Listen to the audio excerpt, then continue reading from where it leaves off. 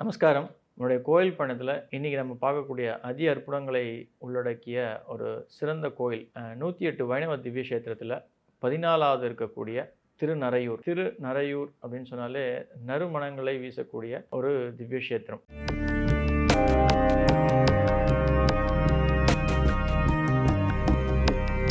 ரகசிய உண்மை நேயர்கள் அனைவருக்கும் என்னுடைய அன்பான வணக்கங்கள், வாழ்த்துக்கள்.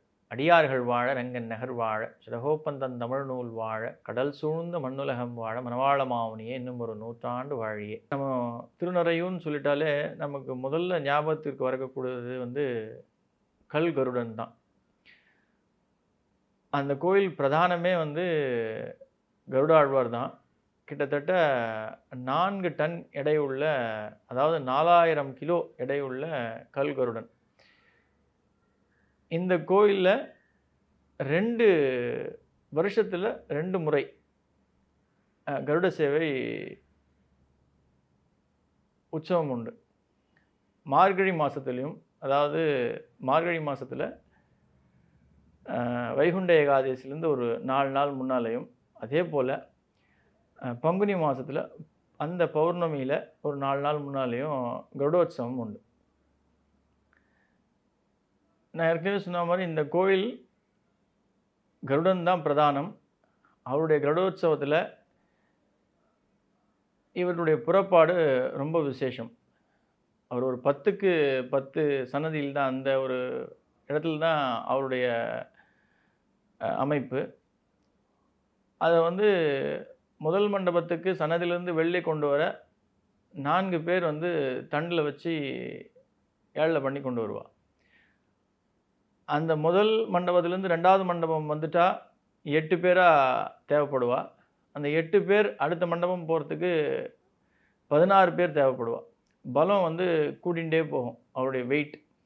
நான் ஏற்கனவே சொன்ன மாதிரி அது 4000 கிலோ எடை உள்ள கல்லினால் வடிவமைக்கப்பட்ட ஒரு கருடன். பிரதானமாக பார்த்தீங்க அப்படின்னா எல்லா கோயில்லையுமே கருடர் ஒன்று உலோகத்தில் இருப்பார், இல்லைன்னா மரத்தினால் வடிவமைக்கப்பட்டிருப்பார். அந்த 4000 கிலோ எடை உள்ள கருட சிலையை 4 பேர் தூக்கிடுவா முதல் மண்டபத்துக்கு வெளில வரத்துக்கு. அதுக்கப்புறம் 8 பேர், அப்புறம் 16 பேர், 32 பேர், அதுக்கப்புறம் 64 பேர் மாட வீதியில் புறப்பாடு நடத்தி காத்தால் திருப்பி உள்ள ஏழை பண்ணிடுவா. அப்போது கிட்டத்தட்ட 164 பேர் தேவைப்படுவா. திருப்பி உள்ள சன்னதி உள்ள வரத்துக்கு அப்படியே குறைஞ்சிட்டே வருவா. 64, 32, 16, 8, 4 அப்படின்னு. இதில் என்ன சூட்சமம் அப்படின்னா, பெருமாள் பக்கத்தில் கருடன் இருக்கும்பொழுது எப்படி ஈஸியாக ஏழை பண்ணிட முடியுமோ, நம்ம பெருமாள் கிட்டே இருக்கோம் அப்படின்னா நமக்கு அவ்வளோ சங்கடங்கள் கிடையாது. நமக்கு மனசில் அவ்வளோ பலுவும் இருக்காது. எல்லாமே ஈஸியாக ரொம்ப இலகுவாக நம்மளால் நம்மளுடைய வாழ்க்கையை நகர்த்திட்டு போக முடியும். இந்த விஷயந்தான் சொல்கிறது இந்த கருட பெருமான். இந்த கருடரை 7 வியாழக்கிழமைகள் நீங்கள் அர்ச்சனை பண்ணி தரிசிக்கிறீங்க அப்படின்னா உங்கள் வாழ்க்கையில் தேவைப்பட்ட எல்லா விஷயங்களையும் இந்த கருடாழ்வார் உங்களுக்கு பூர்த்தி செய்து தருவதாக ஐதீகம். இந்த கோயிலில் முக்கியத்துவம் கருடருக்கு அடுத்தபடியாக அப்படின்னு நம்ம சொல்லணும் அப்படின்னா, திருமங்கை ஆழ்வாரால் மங்களாசாசனம் பண்ணப்பட்ட கோயில். ஆக்சுவலாக திருமங்கை ஆழ்வாருக்கு இங்கே தான் பஞ்சசம்ஸ்காரமே சீனிவாச பெருமாள் பண்ணி வைக்கிறார். அதாவது சமாஷனம். ஸ்ரீ வைஷ்ணவத்தில் பஞ்சசம்ஸ்காரன்றது ரொம்ப முக்கியமானது, சமாஷனம் அப்படின்றது. அவருக்கு ஆழ்வார்கள்லேயே சம்பதி சமேதையாக, அதாவது கணவன் மனைவியாக இருக்கக்கூடியது திருமங்கை ஆழ்வார் தான். அவருக்கு ஒரு பெண் மேலே ஆசை, குமுதவல்லின்னு. அவளை போய் கேட்குறா, நான் எனக்கு உம்மை கல்யாணம் பண்ணிக்கணும் அப்படின்னு. அந்த பெண் இவாளுக்கு போட்ட ஒரு கட்டளை என்ன அப்படின்னா, என்ன நீ கல்யாணம் பண்ணிக்கணும் அப்படின்னா நீங்கள் 1000 பேருக்கு ஒரு வருஷத்துக்கு தினந்தோறும் தடியாராதனை, அதாவது அன்னதானம் போடணும். அது மட்டும் இல்லாமல் பஞ்சசம்ஸ்காரம் பண்ணிக்கணும். அதாவது சங்கு சக்கரத்தை தோளில் ஆச்சாரியன் மூலியமாக வந்து ஒத்திக்கணும். அதாவது நெருப்பில் காமிச்சு சமாஷணம் பண்ணுவோம். அந்த சங்கு சக்கர சிம்பிள் இருக்கணும். இதுதான் அந்த குமுதவள்ளி திருமங்கை ஆழ்வாருக்கு போட்ட கட்டளை. இதை உடனே வந்து திருமங்கை ஆழ்வார் பண்ணிடுறார். ஏன்னா அந்த பொண்ணு மேலே அவ்வளோ ஆசை அவருக்கு. இதானா பட் அவர் எப்படி தடியாராதனை முதல்ல முடிச்சிடுறார். 1000 பேருக்கு தளிகை பண்ணி சாதம் போட்டுறார். ஆனால் அவர் பஞ்சசம்ஸ்காரம் பண்ணுறதுக்கு ஒவ்வொரு கோயிலாக ஏறி இறங்குறார். யாரும் பண்ணுறதுக்கு முன் வரலை. கடைசியாக நம்ம திருநறையூர் போகிறார். அங்கே ஸ்ரீனிவாச பெருமாள் தான் இவருக்கு பண்ணி வைக்கிறார். அதனால தான் ஸ்ரீனிவாச பெருமாள் பார்த்தீங்க அப்படின்னா 2 கைகளோட அந்த சக்கரத்தோட அழகாக காமிச்சுட்டு இருப்பார். அதுதான் இந்த கோயிலில் ரொம்ப முக்கியமான ஒரு விஷயம். வஞ்சுலவல்லி நாச்சியார் இங்கே பிரதானம். இந்த கோயிலில் நாச்சியார் கோயில்னு அழைக்கப்படுறதுக்கு காரணமே தாயார் தான். நாச்சியார்னு நம்ம சொல்கிறோன்னா மொத்தம் 3 கோயில்கள் ஸ்ரீ வைஷ்ணவத்தில் முக்கியம். அதில் ஒன்று வந்து திருவலையூர், அதுக்கு அடுத்து வந்து ஸ்ரீவில்லிபுத்தூர் ஆண்டாள், அதுக்கப்புறம் வந்து திருநறையூர். இந்த வஞ்சுலவல்லி தாயார் வந்து மேதாவி மகரிஷிக்கு அவருடைய வேண்டுதலுக்கு இணங்க இந்த வஞ்சுல மரத்துக்கு கீழே வந்து கிடைக்கிறார்.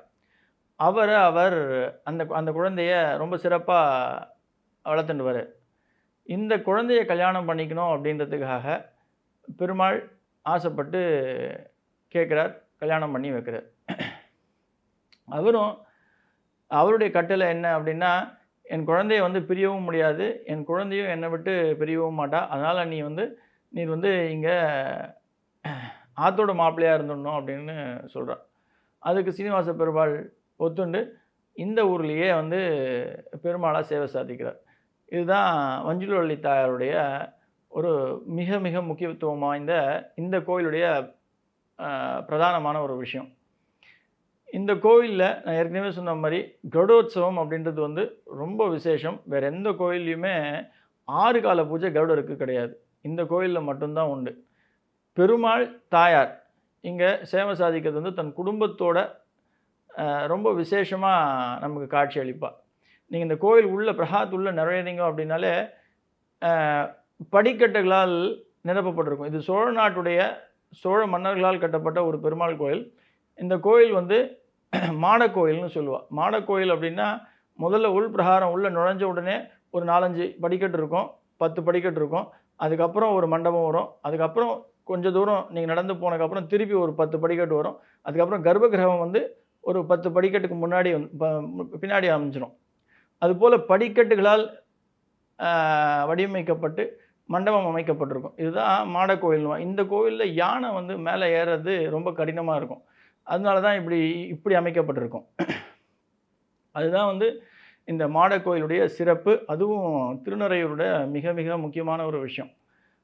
நான் ஏற்கனவே சொன்ன மாதிரி இந்த கோயிலில் பெருமாள் தன்னுடைய தாயார், நீங்கள் உள்ளே நுழையிறீங்க அப்படின்னா இங்கே நடுவில் நமக்கு காட்சி அளிக்கிறது பிரதானமாக வந்து வஞ்சுலவல்லி நாச்சியார் தான். அது பக்கத்தில் தான் வந்து சீனிவாச பெருமாள் இருப்பார். அவர் கூட வந்து பிரத்யுட்னன், அனிருதன், சங்கிருஷ்ணன், அப்புறம் புருஷோத்தமன், இவ 5 பேருமே அழகாக காட்சி நமக்கு ரொம்ப சிறப்பான அமைப்புகளோட காட்சி அளிப்பாள். அவ்வளோ விசேஷமாக இருக்கும் இந்த கோயில். இந்த கோயிலுக்கு நீங்கள் போகிறீங்க அப்படின்னா, அதாவது அதுவும் சனிக்கிழமையில் நீங்கள் வந்து பெருமாளை போய் சேவிக்கிறீங்க அப்படின்னா 16 தடவை திருப்பதி ஏழுமலையான் வெங்கடாச்சலபதியை போய் சேவிச்சதுக்கு ஈடாக கூறப்பட்டிருக்கு. அதே போல் நான் ஏற்கனவே சொன்ன மாதிரி 7 வியாழக்கிழமைகளில் கருடரை போய் நீங்கள் சேவிக்கிறீங்க அப்படின்னா, அர்ச்சனை பண்ணுறீங்க அப்படின்னா, உங்களுக்கு தேவை எப்பேற்பட்ட தேவையாக இருந்தாலும், அது பண தேவையாக இருக்கணும், குழந்தை பேராக, கடனாக, எதுவாக இருந்தாலும் எல்லாமே கருடன் வந்து பூர்த்தி செய்வார் அப்படின்றது உண்மை. அவசியம் இந்த கோயிலுக்கு போங்க. இது வந்து தஞ்சாவூர் மாவட்டத்தில் கும்பகோணத்துலேருந்து ஒரு 10 கிலோமீட்டரில் குடவாசலுக்கு போகிற வழியிலேயே இருக்கக்கூடிய ஒரு பிரசித்தி பெற்ற அற்புதங்களை உள்ளடக்கிய கோவில். அவசியம் ஒவ்வொருவரும் போய் சேவிக்க வேண்டிய முக்கியமான கோவில். நன்றி. ஆழ்வார் ஆச்சாரியன் எம்பெருமானார் ஜீயர் திருவடிகளே சரணம். அண்ணாளுக்கு சொக்கலிங்கம் திருவடிகளே சரணம் சரணம் சரணம்.